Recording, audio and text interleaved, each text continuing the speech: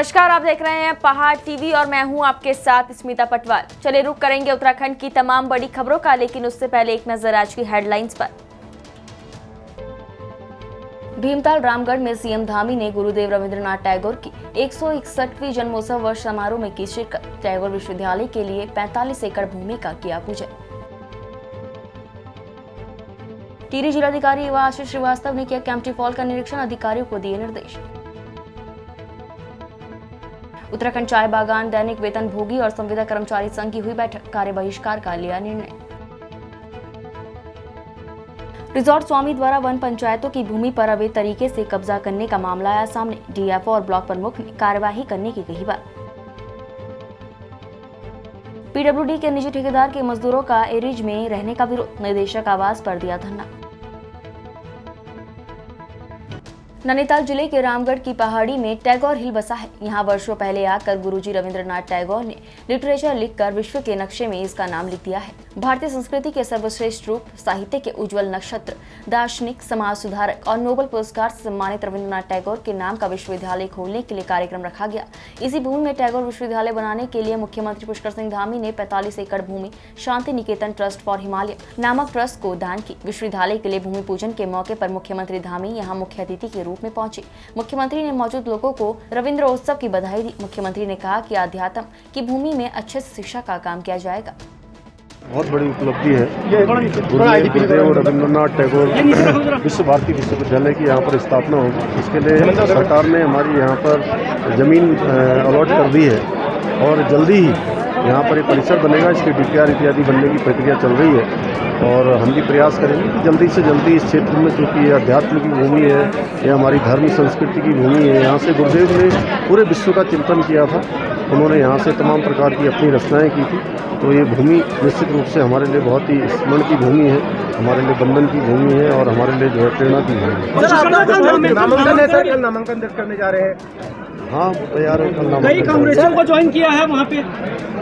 अभी मैं जा रहा हूँ और मैं सभी से मिलूंगा, सभी का आशीर्वाद मिलूंगा। सर रामगढ़ में अक्टूबर माह में पिछले साल के आपदा जिसके पीड़ितों को अभी तक मुआवजा नहीं मिल पाया, उसको लेकर विधायक जी ने भी बात करेंगे। विधायक जी ने जो बात की उसके बारे में देखिए, आज स्वर्गीय हमारे राष्ट्र के निर्माता यानी कि राष्ट्रगान के निर्माता रविंद्रनाथ टैगोर जी की जयंती थी। जयंती के शुभ अवसर पर माननीय मुख्यमंत्री जी यहाँ पर आए थे और माननीय मुख्यमंत्री जी जो कहते हैं वो करते हैं। और उन्होंने आज यहाँ पर जो रामगढ़ हमारी भारतीय जनता पार्टी की सरकार ने हमको एक तोहफा दिया था, रामगढ़ डिग्री कॉलेज के रूप में। यहाँ के बच्चों को उच्च शिक्षा के लिए नैनीताल जाना पड़ता था और पहले डिग्री कॉलेज का हमने यहाँ पर उन्हीं के आशीर्वाद से यहाँ पर शुरुआत की थी। आज भवन की उनके द्वारा घोषणा की गई है। एक रामगढ़ में डिग्री कॉलेज के लिए भवन की घोषणा और तहसील के भवन के लिए खंचों के लिए घोषणा की गई है और अन्य भी कई काम माननीय मुख्यमंत्री जी के आशीर्वाद से होने हैं। और आज ये कार्यक्रम यहाँ पर रविंद्रनाथ टैगोर जी के नाम से था, इसलिए ज़्यादा हम ये कोई पॉलिटिकल कार्यक्रम उतना नहीं था। लेकिन भविष्य में माननीय मुख्यमंत्री जी फिर आएंगे और क्षेत्र का हम लगातार विकास करेंगे माननीय मुख्यमंत्री जी के नेतृत्व में। और रामगढ़ ब्लॉक सहित भीमताल विधानसभा का उत्तराखंड का विकास होगा। निश्चित रूप से जो भारतीय जनता पार्टी और जो माननीय पुष्कर धामी जी जो कहते हैं वो करते हैं और निश्चित रूप से होगा। केदारनाथ धाम यात्रा के सफल संचालन के लिए आने वाले तीर्थयात्रियों को किसी प्रकार की कोई असुविधा न हो, इसके लिए जिलाधिकारी मयूर दीक्षित ने सभी आवश्यक व्यवस्थाएं दुरुस्त करने के लिए संबंधित अधिकारियों को निर्देश दिए।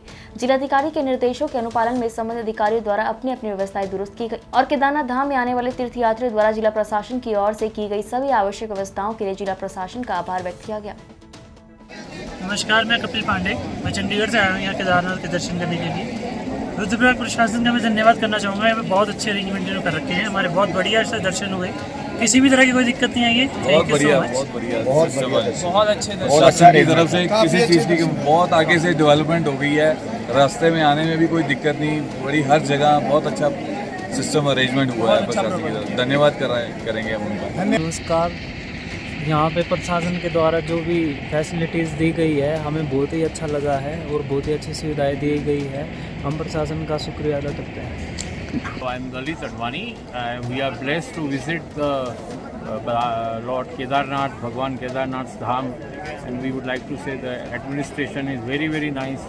This is excellent arrangement for all pilgrims. There is arrangement of food, water, medical facility, good darshan, and the administration is doing it very competently, and we are very happy to have a good darshan, and we would like to thank the government of Uttarakhand. हर हर महादेव। मैं यहाँ पे केदारनाथ जी के दर्शन करने आया था और मुझे ये बताते हुए बहुत खुशी हो रही है कि यहाँ के प्रशासन ने मुझे पूरा सहयोग दिया और मुझे भी किसी भी कठिनाई का सामना करने की ज़रूरत नहीं पड़ी। मैं यहाँ के प्रशासन का बहुत बहुत तहे दिल से धन्यवाद करना चाहूँगा। हम लोग दिल्ली से आए हैं यहाँ दर्शन के लिए और दर्शन काफ़ी अच्छे हुए और प्रशासन की पूरी बहुत अच्छा प्रचारी बहुत अच्छे से गई, पूरी सुचारू रूप से व्यवस्था करी गई है। अच्छी तरह से मैं प्रशासन को धन्यवाद दूंगा। इसी हेलो गाइस, आज मैं केदारनाथ आया हूँ और मेरे को यहाँ पे इतना अच्छा लगा कि मैं क्या बताऊँ।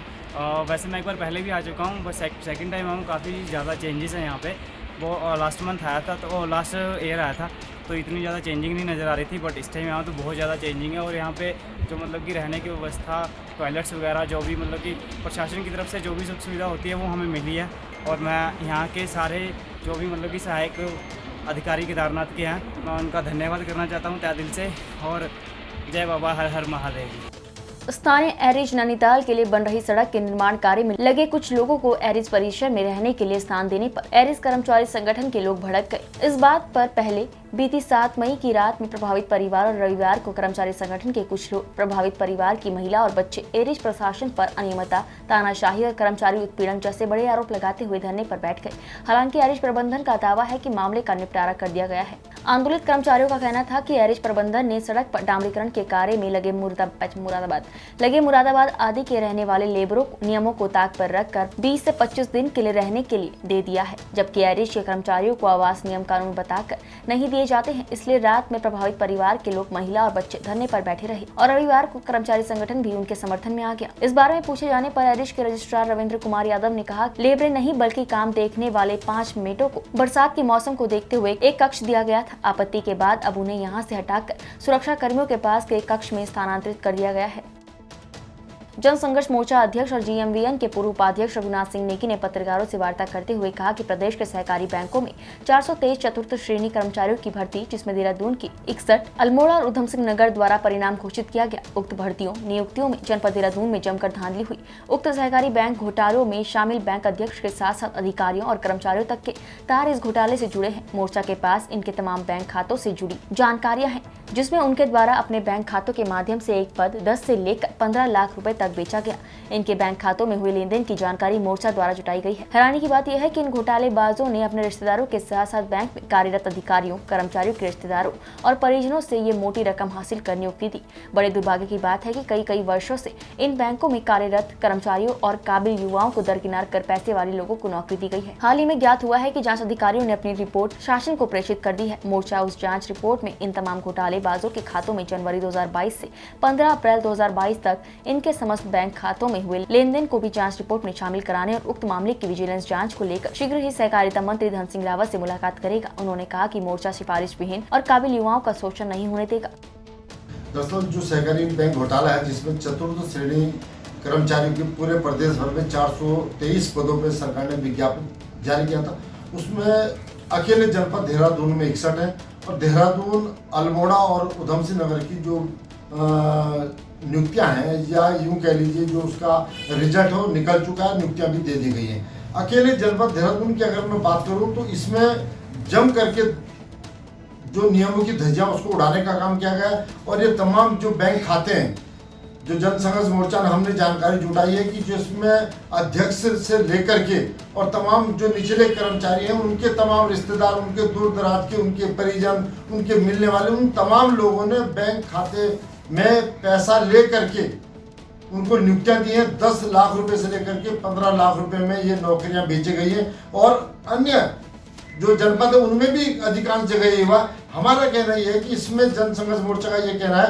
कि अभी हमें ज्ञात हुआ है कि एक जो जांच कमेटी इसमें गठित की गई थी, उसने अपनी रिपोर्ट शासन को भेज दी है, लेकिन वो रिपोर्ट जब तक परिपक्व नहीं मानी जा सकती, जब तक ये तमाम इस घोटाले में शामिल जो बैंक के अधिकारी हैं, जो अध्यक्ष हैं, तमाम जो निचले स्तर के कर्मचारी अधिकारी, तमाम उनके रिश्तेदारों, उनके पूरे खातों की जांच होनी चाहिए।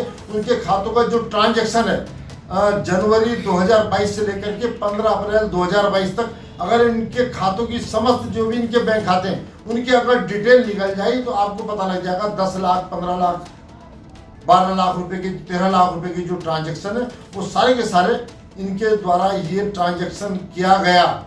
अलग अलग नामों से उसमें पैसा जमा कराया, फिर उसको आहरित किया गया। ये बहुत बड़ा घोटाला है और इसमें एक तरह से सरकार की छवि को धूमिल करने का काम इन अधिकारियों ने किया है। हमारा इसमें यही जनसंघर्ष मोर्चा का ये कहना है, बहुत जल्दी हम जो सहकारिता मंत्री हैं धन सिंह रावत जी, उनसे मुलाकात करेंगे कि इसकी पूरी विजिलेंस जांच होनी चाहिए और इनके तमाम जितने भी इनके तार जुड़े हुए रिश्तेदारों के चाहे अधिकारियों, इनकी सबकी विजिलेंस जांच होनी चाहिए, जिससे जो हमारे जो प्रदेश के काबिल युवा हैं और जो इन सहकारी बैंकों में 10-10 सालों से काम कर रहे हैं, 12 सालों से काम कर रहे हैं संविदा के तौर पे, उनका भी उनके द्वारा जो है शोषण किया गया, उनको भी छलेने का काम किया गया। जनसंघर्ष मोर्चा बिल्कुल भी जो हमारे काबिल युवा हैं और जो सिफारिश विहीन है उनका शोषण हम कतई नहीं हो। टिहरी जिलाधिकारी ईवा आशीष श्रीवास्तव एक दिवसीय भ्रमण के दौरान पर्यटक स्थल कैंपटी फॉल पहुंची, जहां पर उन्होंने विश्व विख्यात पर्यटन स्थल कैंपटी फॉल का निरीक्षण कर अधिकारियों को कमियों को पूरी करने के निर्देश दिए। टिहरी जिलाधिकारी ईवा आशीष श्रीवास्तव ने कैंपटी फॉल पर गढ़वाल मंडल विकास निगम की कैंटीन में बने चेंजिंग रूम और शौचालय का जायजा लिया और पर्यटन विभाग के अधिकारियों को चेंजिंग रूम और शौचालय और साफ सुथरा करने के निर्देश दिए। उनको चिन्हित कर लिया गया है और लेकिन चूंकि यहाँ के ही स्थानीय जो व्यापारी है उनके द्वारा कहा गया कि कोरोना के बाद बहुत समय बाद यहाँ पर फिर से पर्यटकों से गुलजार हुआ है, तो इस वक्त आर्थिक दृष्टि से उनको थोड़े दिन रहने दिया जाए। तो हमने चिन्हीकरण वगैरह सारी चीज़ें कर ली है और उस पर स्ट्रैटेजी बना रहे हैं। जैसे ही थोड़ा पर्यटकों का आगमन यहाँ पर कम हो जाएगा तो वहाँ पर भी व्यापार मंडल से और सभी से बात करके जो कैंपटी फॉल के लिए सबसे अच्छी स्थिति हो सकती है उसके उस तरफ प्रयास किया जाए। बिल्कुल ऐसा होता है, इसमें क्यों इसलिए भी ये चीज़ें होती है क्योंकि रातों रात कई बार अतिक्रमण वहाँ पर खड़े होते हैं, कई बार विभागों के बीच ये डिसाइडेड नहीं रहता है कि भूमि किसकी है, तो इस वजह से कई बार अतिक्रमण हो जाते हैं। लेकिन ये सभी के हित में रहता है कि कैंपटी फॉल में वातावरण जितना खुला रहे और कहीं पर भी पर्यटकों को असुविधा ना होती रहे, तो चूंकि इसमें सभी का हित जो है इसी में छुपा हुआ है, तो इसलिए मुझे पूरी उम्मीद है कि सभी इसमें काफ़ी सहयोग करेंगे और हम भी उनके सहयोग से ही आगे इसमें कार्रवाई करेंगे। मैडम एक NH के कई स्ट्रेचेस के काम स्वीकृत हो गए हैं, कुछ स्ट्रेचेस पे मैंने देखा काम चल भी रहे हैं, उसमें एक दो जगह पर क्रैश बैरियर नहीं था तो उसके लिए भी मैंने उनको निर्देशित किया है। और जैसा कि NH 707A द्वारा बताया गया था कि इसमें कंसल्टेंसी भी एक अब इम्पैनल्ड हो गई है जो कि इसके चौड़ीकरण पर भी आगे की कार्रवाई करेगी, तो इसको आगे के समय में ये सड़क को ठीक कर लिया जाएगा। जहाँ तक मुझे जानकारी है पैचवर्क चल भी रहा है। मैं सुआखोली के साइड अभी जब आ रही थी तो वहाँ पर काम चल रहा था और उनके द्वारा भी ये आश्वासन दिया गया था कि सभी चीज़ें इन प्रोसेस हैं, मतलब कुछ स्ट्रेचेस पे स्वीकृति मिल गई है, कुछ स्ट्रेचेस पे स्वीकृति की कार्रवाई गतिमान है, तो उस प्रकार से संपूर्ण स्ट्रेच पे कुछ ना कुछ स्टेज पे कार्य किया। गरुड़ क्षेत्र के राम मंदिर धर्मशाला में चाय बागान कार्मिक संघ द्वारा बैठक आहूत की गई। अपनी 6 सूत्रीय मांगों को लेकर कर्मचारियों द्वारा इस बैठक का आयोजन किया गया, जिसके बाद बागान कार्मिक संघ के अध्यक्ष रमेश नाथ ने बताया कि चाय विकास बोर्ड द्वारा उपनल कर्मचारियों के समतुल्य हमें वेतन दिया जाता है और सितंबर 2020 में 20% की वेतन वृद्धि भी की गई थी, जिसको चाय विकास बोर्ड की बैठक में भी अनुमति दे दी गई और जिसका शासनादेश भी जारी कर दिया गया था, जबकि इस आदेश का लाभ उपनल कर्मचारियों को मिलने भी लगा है, लेकिन आज तक उसका लाभ हमें नहीं मिल पाया है। वहीं नियमितीकरण की भी मांग कार्मिक संघ द्वारा की गई। हमारी समस्याओं का समाधान नहीं हो पा रहा है। पूर्व में भी निदेशक महोदय से, मंत्री जी से सबसे मुलाकात की, सबने आश्वासन दिया कि जल्दी आपकी समस्याओं का समाधान हो जाएगा। आज 1 महीना बीतने वाला है मंत्री जी से मुलाकात किए हुए और निदेशक महोदय से भी हमारी मुलाकात हुई थी।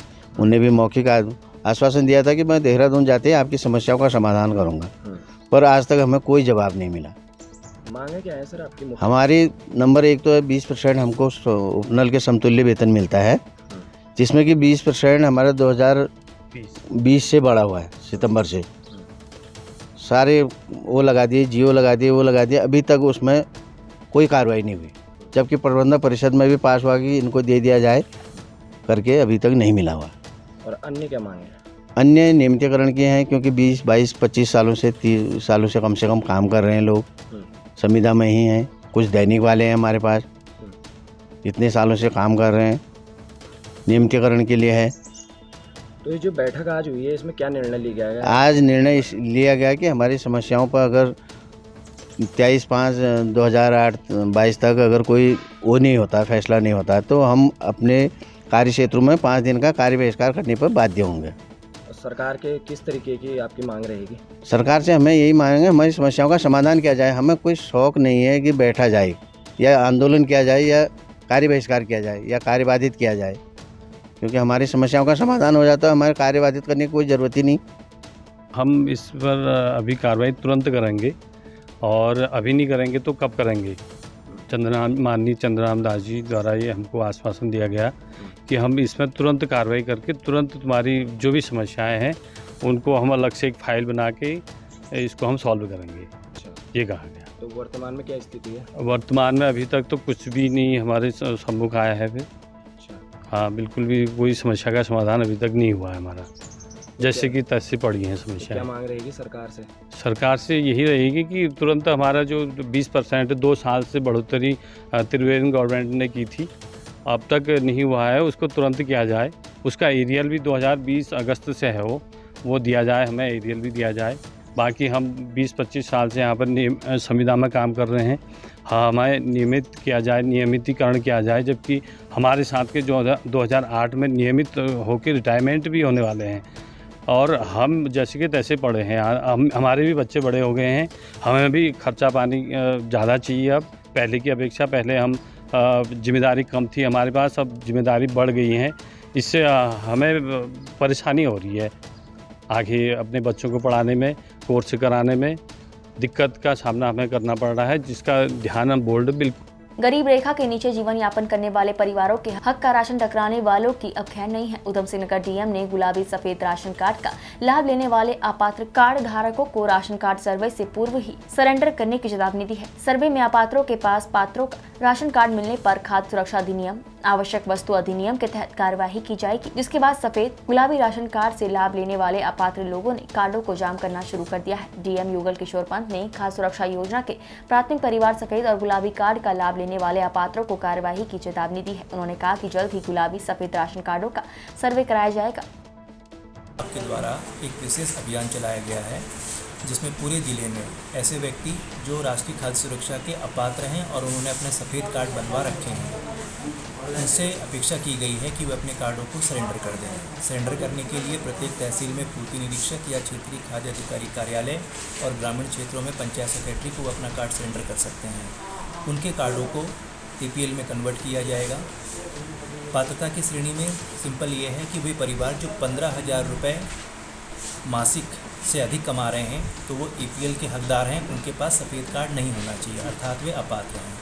घर में उनकी गाड़ी है, 2 मंजिला मकान है, पेंशनर हैं, सरकारी जॉब है, चालू खाता है उनके पास, या वो अपनी ठेकेदारी कर रहे हैं, इस प्रकार का अगर उनके पास है तो उनको अपना सफ़ेद कार्ड को सरेंडर करके EPL कार्ड बनवाना है।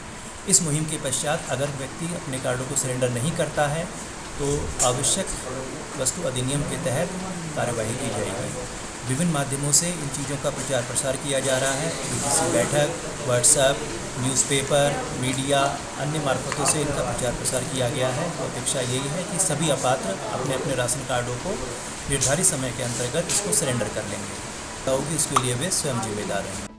उत्तरकाशी जिलाधिकारी अभिषेक रोहेला के निर्देशों के क्रम पूर्ति विभाग द्वारा नियमित रूप से पेट्रोल पंप, होटल, ढाबों, दुकानों आदि का स्तरीय निरीक्षण किया जा रहा है, ताकि चारधाम यात्रा के चलते उत्तरकाशी जनपद में पहुंच रहे श्रद्धालुओं को दिक्कत का सामना न करना पड़े। शनिवार को भी पूर्ति निरीक्षक प्यारदास, पूर्ति निरीक्षक मोहनलाल और बाट माप निरीक्षक बिजलवान द्वारा बरकोट, बनीरघाट और डामटा से पेट्रोल पंप, होटल, रेस्टोरेंट और ढाबों में रेट लिस्ट, एक्सपायरी सामानों की बिक्री, साफ सफाई आदि के संबंध में जाँच की गयी।